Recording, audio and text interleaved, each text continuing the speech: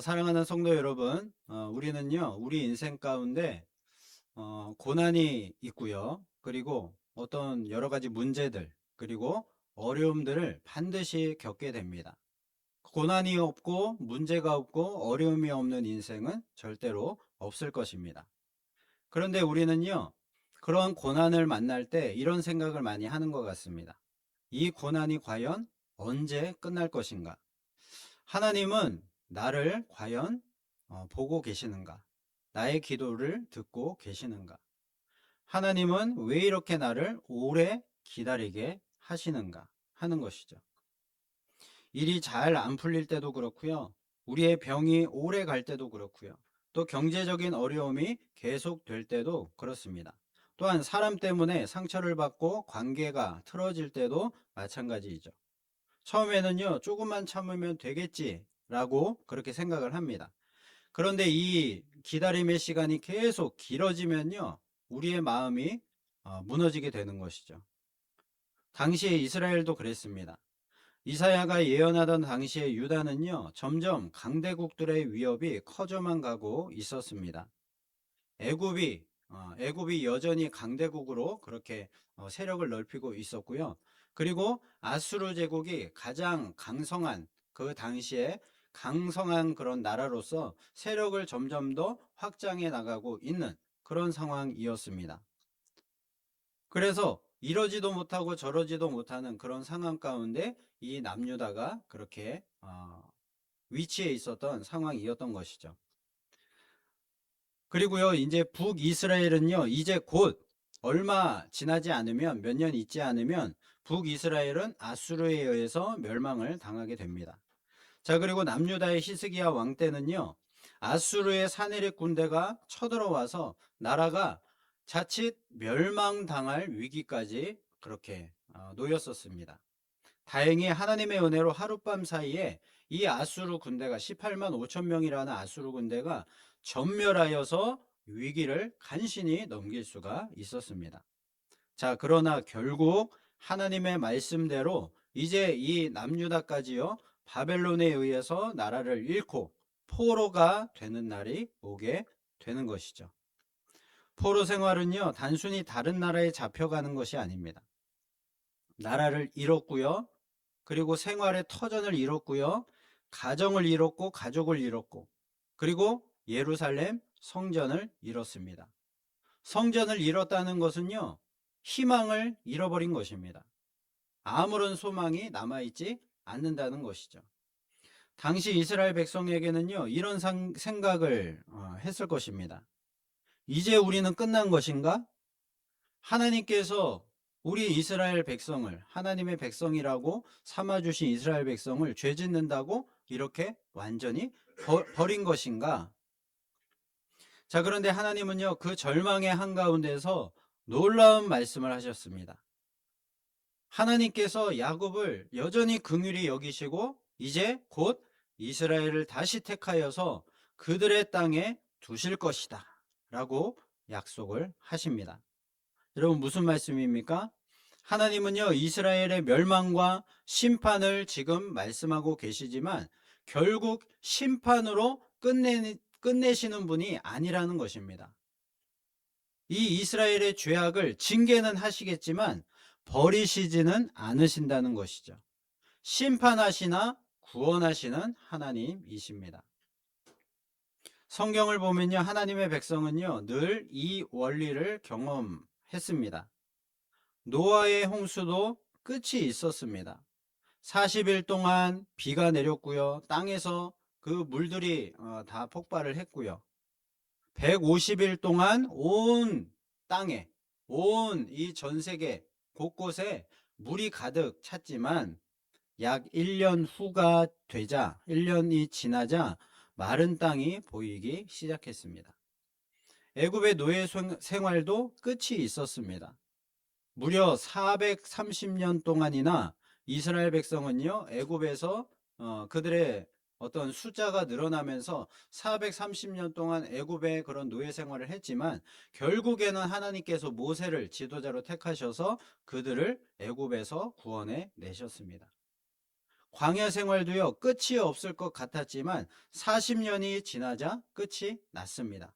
그리고 출애굽 2세대들을 가나안 땅으로 이끌고 가나안 땅에 들어갈 수가 있었습니다. 여러분, 예수님의 그 십자가도요, 죽음으로 끝나지 않았습니다. 3일 만에 사망 권세를 이기시고 예수님은 부활하셨습니다. 여러분, 하나님의 사람들은요, 그 고난이 절대로 영원하지 않다는 것입니다.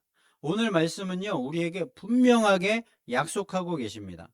고난은 반드시 다 지나간다는 것이죠. 왜 그렇습니까? 하나님이요, 그 고난의 끝을 다 이미 정해 놓으셨기 때문입니다.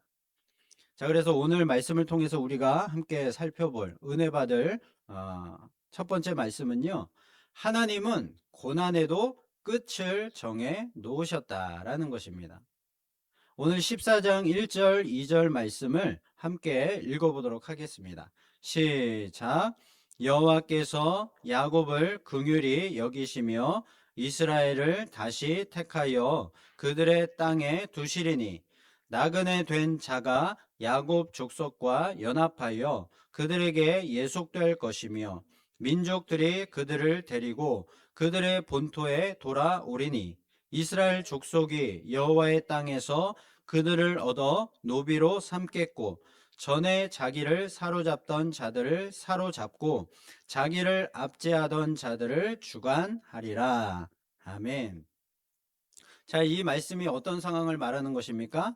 이스라엘이 다시 바벨론 포로에서 귀환할 것을 이 말씀을 하시는 것이죠. 자, 실제로 이 말씀은 이 말씀 그대로 성취가 됐습니다. 이 바벨론이요, 이스라엘 이 남유다까지 멸망을 이제 시키고 나서, 그리고 나서 바벨론이 영원할 것 같았지만 결국 이 바사라는 그런 신흥 강국에 의해서 멸망을 당하게 됩니다. 자, 그리고 이 바사의 고레스 왕이요, 이 고레스 칙령이라는 것을 이제 선포하게 되는데요. 이 고레스 칙령은 무엇인가? 그 바벨론 땅에 잡혀있던 포로들이 각각의 그런 자기의 나라로 돌아가서 이제 돌아갈 수 있도록 자유를 허락하는 것입니다. 그래서요, 유대인들은 이 압제자 바벨론의 손에서 그것을 통해서 벗어나고 고국 예루살렘으로 돌아올 수가 있었던 것이죠. 그런데요, 돌아올 때 그냥 돌아온 것이 아니고요, 이 고레스 왕이 무엇을 허락하는가 하면 이제 다시 예루살렘으로 이 이스라엘 백성들이 돌아가서 이 성전을 재건하고 그 땅을 다시 회복할 어떤 물자, 사람들, 이런 것까지 다 지원을 해줍니다. 그러니까요, 이 1절, 2절 말씀대로 그대로 모든 것이 완전히 역전이 된 것이죠.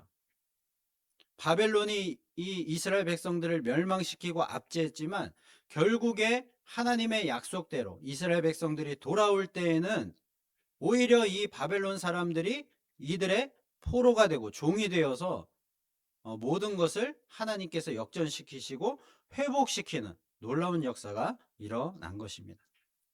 여러분, 너무나도 놀라운 말씀입니다. 그런데요, 이 약속은요, 이스라엘이 절대로 잘해서가 아니었습니다. 그들이 회개를 완벽하게 했기 때문도 아니었습니다. 오직 하나님의 긍휼하심 때문이었습니다.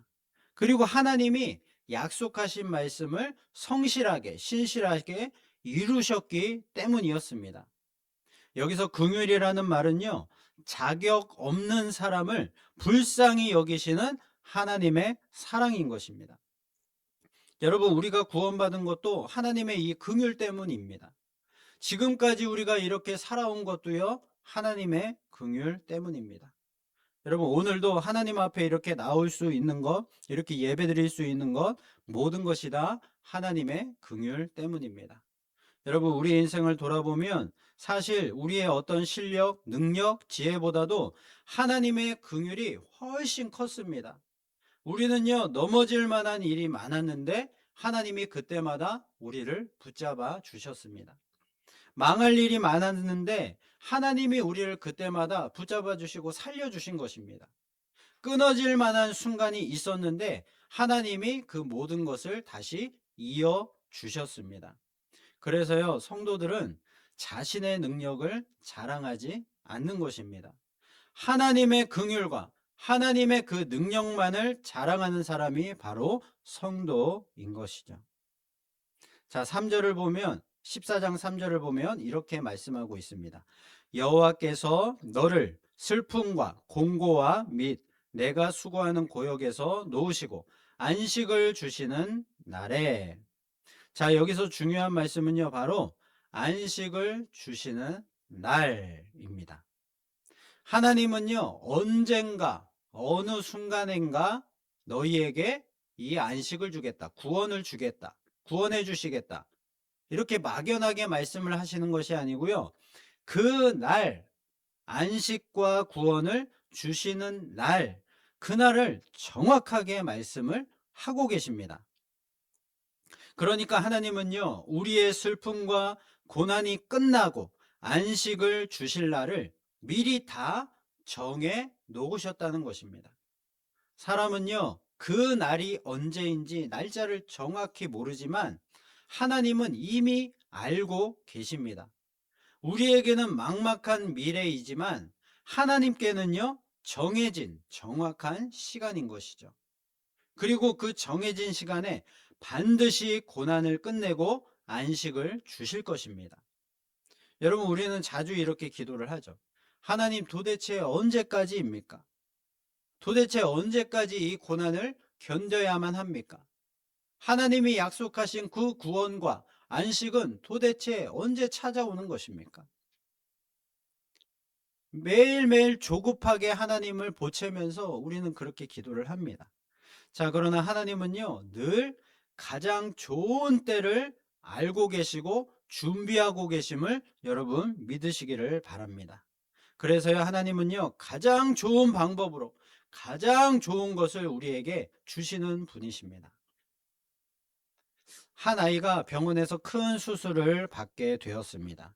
수술실에 이제 들어가기 직전에 아이는 너무나도 이제 큰 수술이 이제 앞두고 있으니까 너무나도 두려운 마음에 울면서 엄마에게 말을 했습니다.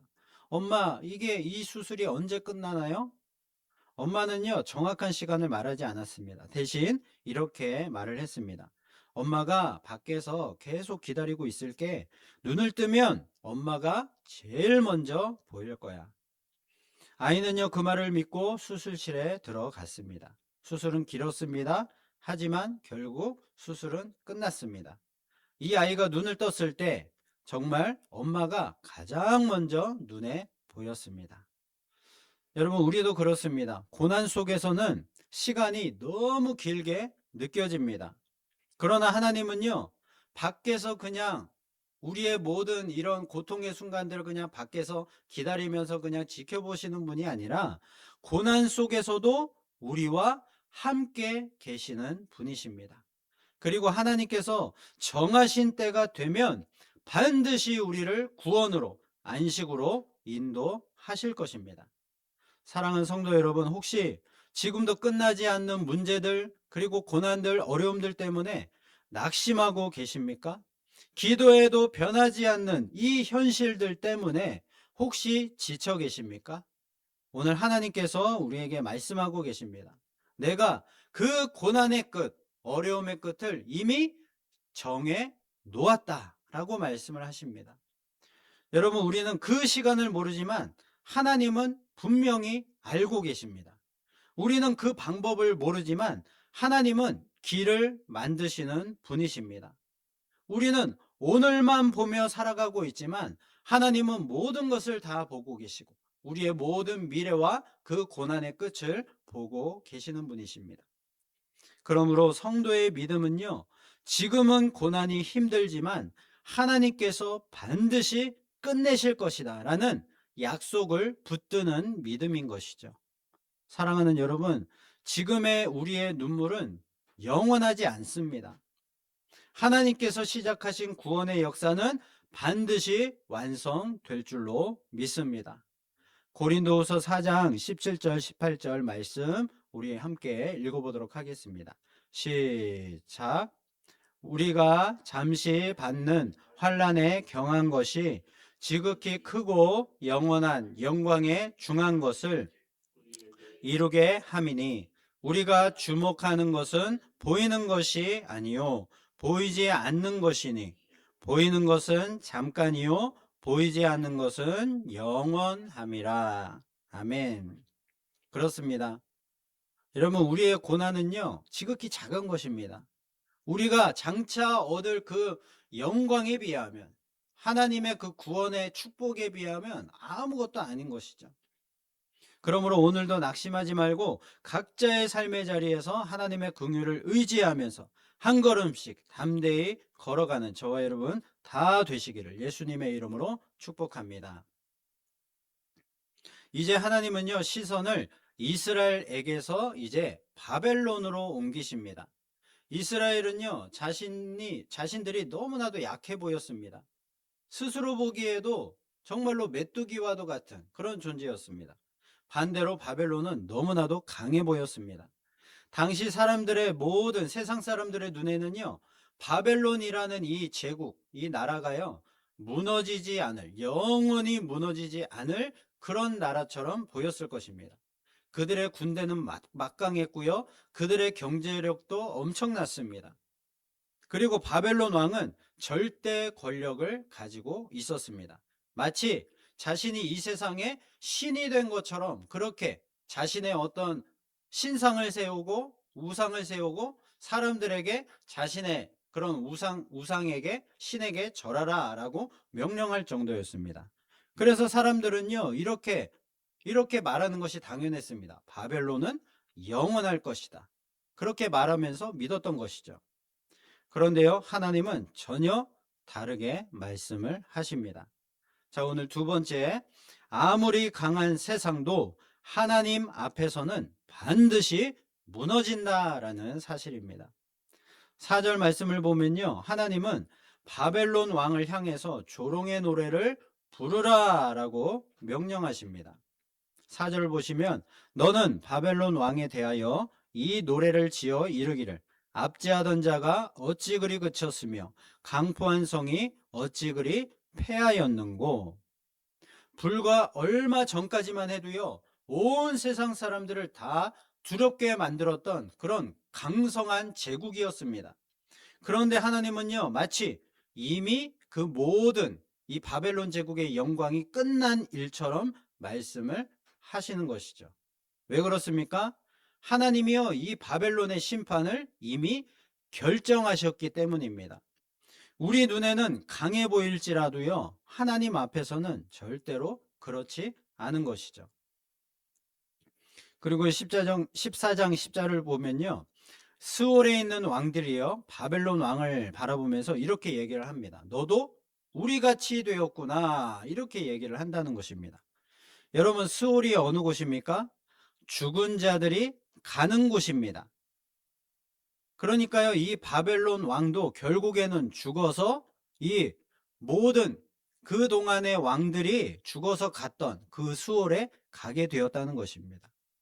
그러니까요 바벨론 왕의 이 영광이 영원할 줄 알았지만 그 영광이 영원하지 못했다는 것이죠. 얼마나 통쾌한 장면입니까? 세상을 호령하던 왕이요 결국에는 다른 힘없이 멸망당하여서 먼저 죽은 왕들과 똑같이 그렇게 한낱 흙으로 돌아가게 되는 것입니다. 인간은요 살아있을 때 자신의 힘이 영원할 것처럼 착각을 합니다. 그러나 하나님 앞에서는요 모든 권력도, 모든 재산도, 모든 명예도 잠시 있다가 사라지는 안개와도 같은 것이죠. 그래서요 성경은요 여러 번 반복해서 이와 같은 말씀을 하고 있습니다. 교만은 패망의 선봉이요 거만한 마음은 넘어짐의 앞잡이다. 이 바벨론이라는 나라, 그리고 바벨론의 왕들이 바로 이 교만의 대표적인 그런 예였습니다. 자, 그리고 12절 말씀은 매우 유명한 말씀이죠. 우리 12절 말씀 한번 읽어보도록 하겠습니다. 시작. 너 아침의 아들 계명성이여 어찌 그리 하늘에서 떨어졌으며 너 열국을 엎은 자여 어찌 그리 땅에 찍혔는고. 자, 이 말씀은요, 바벨론 왕의 교만을 이제 비유하면서 풍자하면서 하는 이 말씀입니다. 여기서 계명성이라는 것은요, 밤하늘에 이렇게 반짝 가장 밝게 빛나다가 아침이 되면 순식간에 사라지는 샛별, 금성을 뜻하는 것입니다. 그래서요, 자기 스스로를 빛나는 별이라고 착각했던 이 바벨론 왕의 정말로 짧고 찬란했던 그 영광, 그리고 그것이 단번에 밤에 찬란했다가 아침이 되면 순식간에 땅바닥으로 내던져진 그런 허망함, 그런 멸망당함, 그런 허망한 그런 영광을 비유하는 말씀이죠. 자, 여기서 계명성이라는 단어는요, 라틴어로 루시퍼라고 합니다. 자, 그래서요, 이 말씀이 이제 바벨론의 그런 어떤 멸망을 비유하는 말인데, 교만에 대한 멸망을 비유하는 말인데, 이 말씀을, 어떤 사탄의 그런 어떤 멸망, 사탄의 타락, 이런 것과도 이제, 연관이 있기 때문에 그런 사탄의 어떤, 타락 원리와 이렇게 우리가 비유하여서 이 말씀을 인용하기도 합니다. 그래서 사람들이요, 이 루시퍼라는 것을 사탄에 비유하면서 이 루시퍼가 사탄의 이름이 아닌가 이렇게 얘기를 하기도 하죠. 그런데 이 루시퍼라는 것은 사탄의 이름이 아닙니다.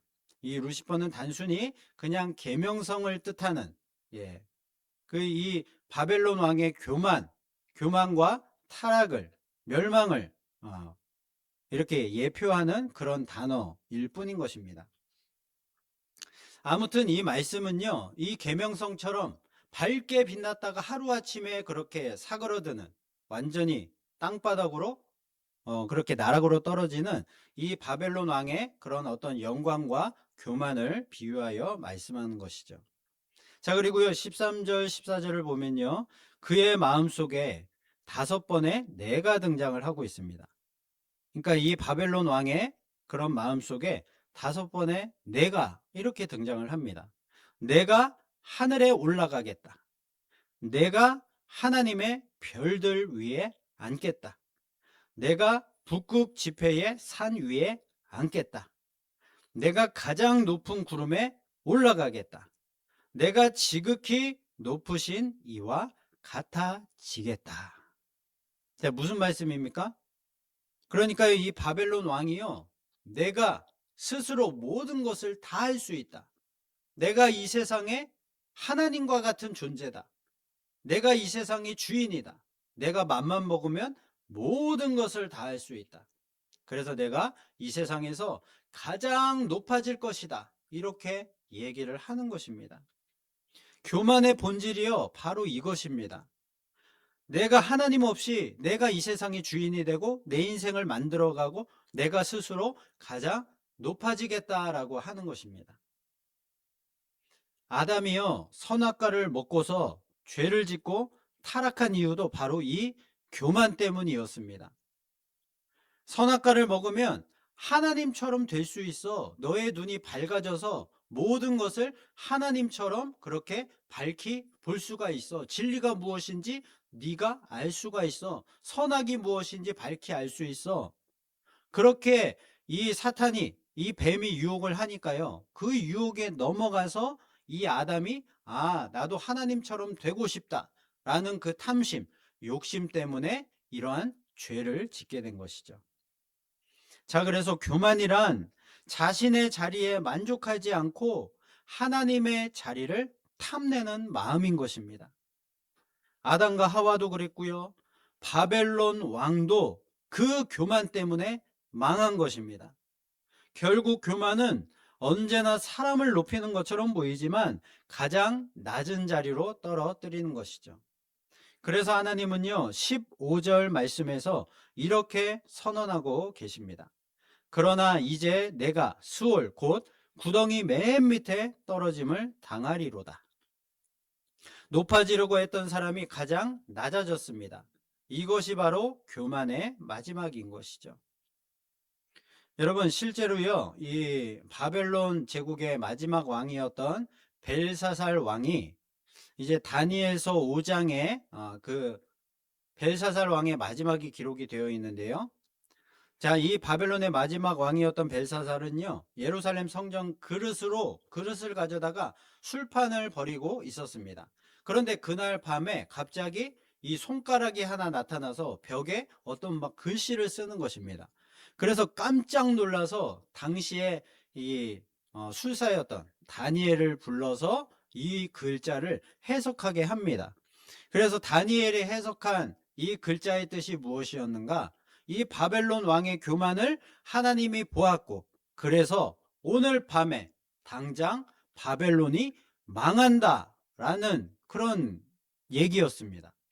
여러분, 바벨론 제국이 지금 뭐 멀쩡히 그냥 이렇게 있는 것입니다. 그리고 세력을 점점 넓혀가고 있었고요. 절대로 망할 일이 없는 그런 상태였습니다. 그런데 그날 밤에 이제 하루아침에 망하게 된다라고 하나님이 예언을 주신 것이죠.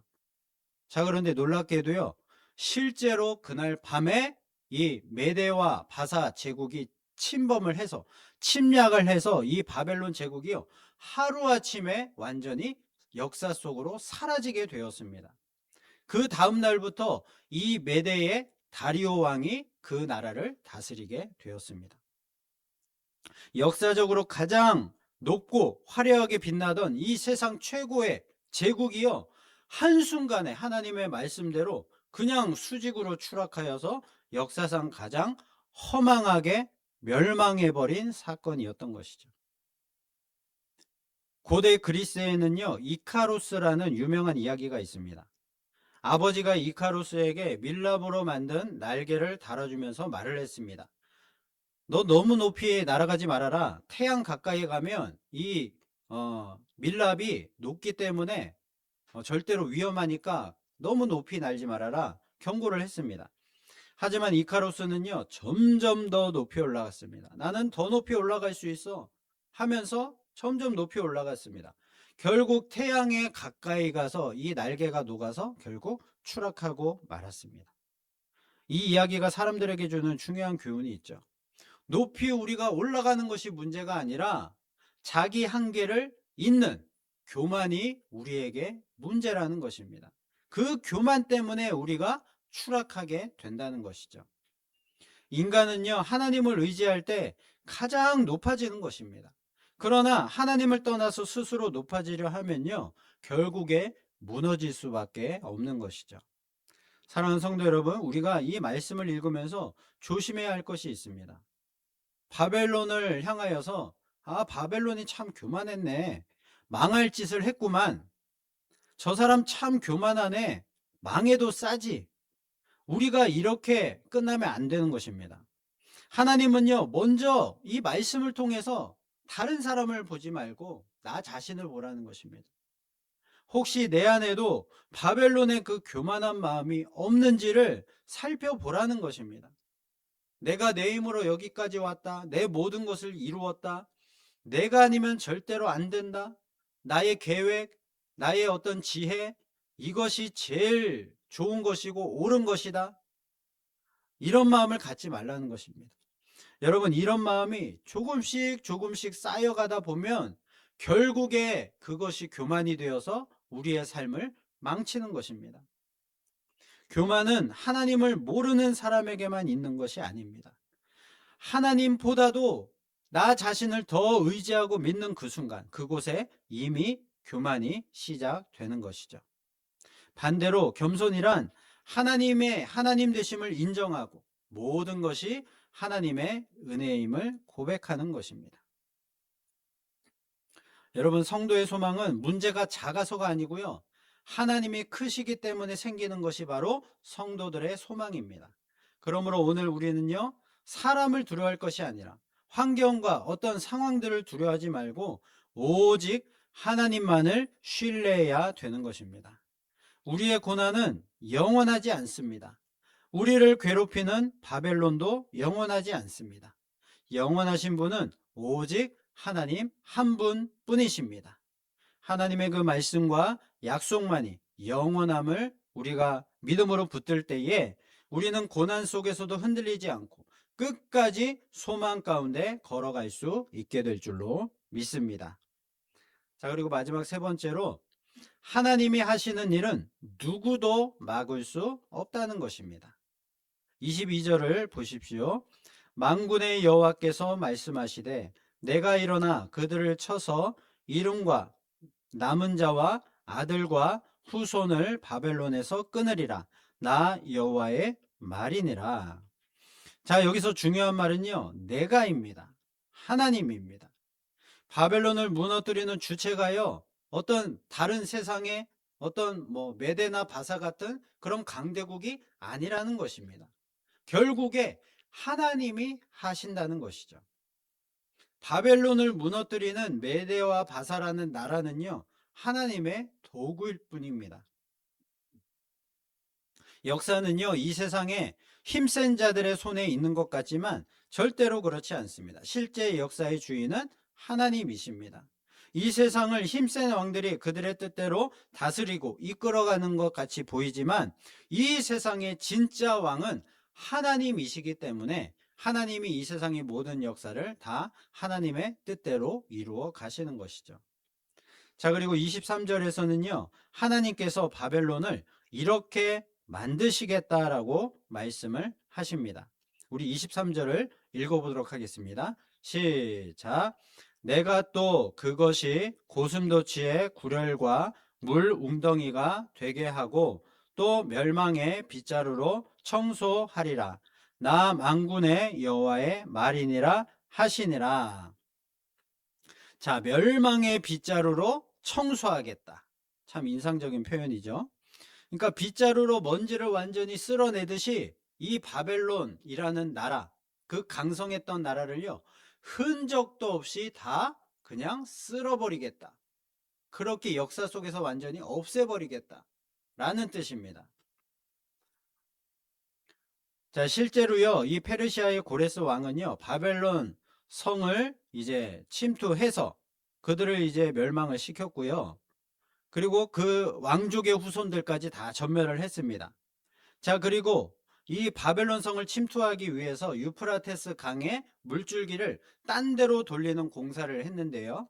자, 이로 인해서 그 강의 강둑이 터지고 수로 시스템이 파괴가 되면서 웅장했던 바벨론 동성 주변은요, 실제로 물 웅덩이와 늪지대로 변했다고 합니다. 그리고 현재의 이런 어떤 그 이라크의 바벨론 유적들도 보면요, 그 유적지 자체가 사람이 살지 않는 황량한 사막과 늪지대 잔해로만 남아 있다고 합니다.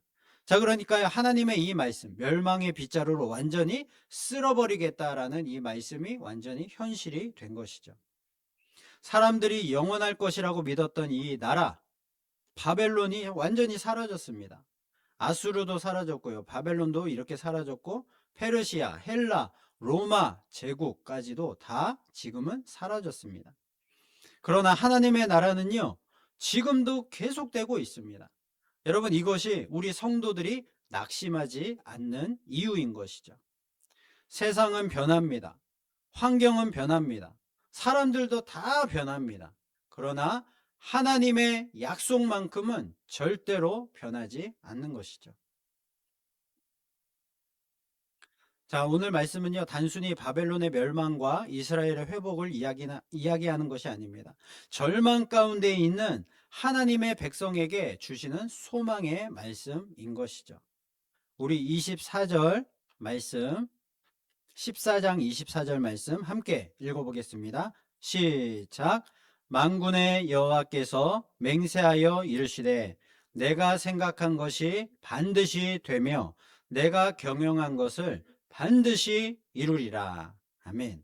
그리고 27절도 읽어보겠습니다. 시작. 만군의 여호와께서 경영하셨은즉 누가 능히 그것을 패하며 그의 손을 펴셨은즉 누가 능히 그것을 돌이키랴. 아멘. 여러분, 만군의 여호와께서 이 모든 것을 이루셨고 약속하셨고 또 경영하셨고 모든 것을 다 말씀대로 약속대로 다 이루셨다는 것입니다. 그런데 누가 이 만군의 여호와의 일들, 이 모든 것들을 방해할 수 있는가? 아무도 그것을 할 수 없다라는 것입니다. 여러분, 혹시 지금도 우리의 마음속에 혹시 이런 어떤 문제들과 고민들이 있습니까? 기도했는데도 우리들의 모든 이런 상황들이, 위기의 상황들, 고난의 상황들, 어려움의 이런 문제들, 이런 것들이 전혀 해결되는, 변화되는 모습이 없다는 것이죠. 그래서 이 고난과 어려움의 상황들을 도대체 하나님 언제까지 견뎌야 됩니까? 언제까지 기다려야 합니까? 하나님의 약속은 분명히 있는데 그것이 과연 언제 이루어지는 것입니까? 이렇게 우리는 답답한 마음으로 기도를 하는 것이죠. 자, 그런데 하나님은요, 오늘도 우리에게 이렇게 말씀을 하십니다. 고난은 반드시 다 지나간다라는 것입니다. 다만 우리가 기억해야 할 것이 있습니다. 고난이 지나가는 것이 우리의 소망이 아니라 고난 가운데도 우리와 함께 하시는 하나님이 바로 우리의 소망이라는 것이죠. 여러분, 이 사실을 믿으시기를 바랍니다. 여러분, 우리 성도의 눈물과 고난은 영원하지 않습니다. 밤이 아무리 길어도 아침은 반드시 찾아오는 것이죠. 겨울이 아무리 길어도 봄은 반드시 오는 것입니다. 그리고 성도의 고난도 반드시 그 끝이 있고 하나님의 구원과 안식이 있을 줄로 믿습니다. 왜냐하면 우리의 인생은요, 우연이 아니라 하나님의 손안에 있기 때문입니다. 오늘 이 말씀을 붙들고 우리가 이 믿음으로 살아가기를 원합니다. 고난은 다 지나가리라. 그러나 하나님의 사랑과 은혜는 결코 지나가지 않고 영원할 것입니다. 이 믿음과 소망으로 이번 한 주도 담대하게 믿음으로 살아가는 저와 여러분 다 되시기를 예수님의 이름으로 축원합니다.